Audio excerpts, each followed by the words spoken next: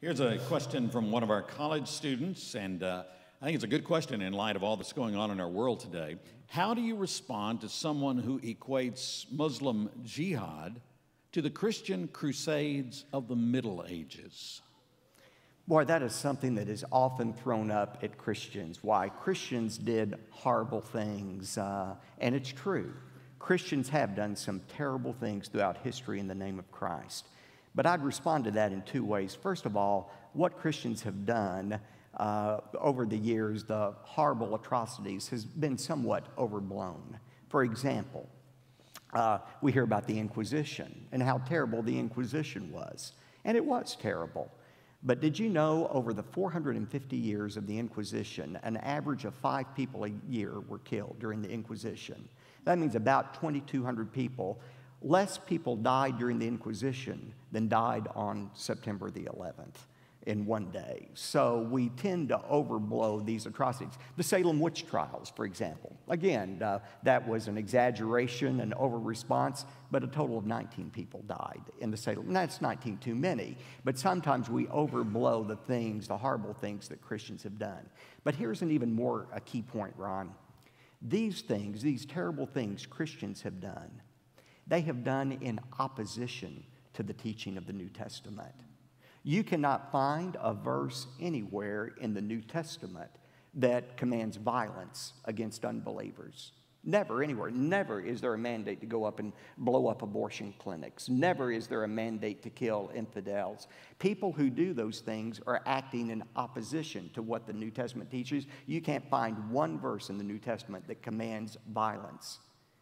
But Muslims, when they commit violence, they are acting in accordance with what the Quran teaches. There are at least 35 what are called sword verses that explicitly call for violence against infidels. And they are acting in accordance with what their book is telling them to do. And while I'm on that topic, I think we need to be very clear about this, especially in relationship to this building of the mosque at Ground Zero. I'm afraid, in an effort to be politically correct, a lot of Christians, most Americans, most conservative commentators are using illogic and incoherent arguments to speak against the mosque at Ground Zero. Here's what you hear people say in order to be politically correct, and some of our most conservative commentators say that. They say, well, now we believe that Islam is a religion of peace. It's a religion of peace. But the reason we shouldn't build the mosque at Ground Zero is out of deference to the feelings of the victims' families of 9/11. Now, when you think about it, that doesn't make any sense. If Islam really is a religion of peace, then we shouldn't give credence to the victims' families at 9/11 if they are operating on a misconception about Islam. We should not affirm their prejudicial and wrong feelings about this religion of peace by refusing to build the mosque there. If Islam is getting a bad rap, then we ought to say it's getting a bad rap. It is a religion of peace. Go ahead and build the mosque there. But that's not the truth about Islam. The only argument that makes sense against building that mosque is to tell the truth about Islam, and that is that Islam is an oppressive religion. If you don't believe that, just look at the way it treats women around the world, requiring that there be 4 witnesses for a rape to be reported, beating women who commit adultery but letting the men go through. It is an oppressive treater of women. It is a religion, and here's the deep, dark, dirty secret of Islam. It is a religion that promotes pedophilia, sex with children.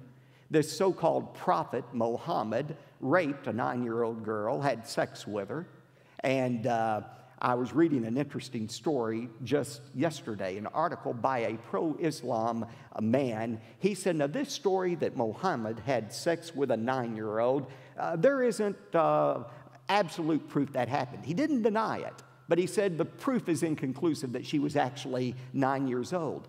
But this defender of Islam went on to say, however, The followers of Islam around the world have taken that story and treated it as truth, and that's why around the world today you have Muslim men having sex with 4-year-old girls, taking them as their brides because they believe the Prophet Muhammad did it. And this defender of Islam said it is to Islam's shame that they do not stand up and speak out against pedophilia.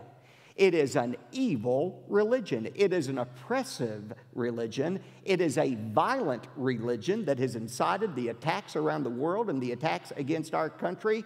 And for Christians, the worst thing about Islam is that it is a false religion that leads people away from God and to spend an eternity in hell. And I believe as Christians and conservatives, it's time to take off the gloves and stand up and tell the truth about this evil, evil religion.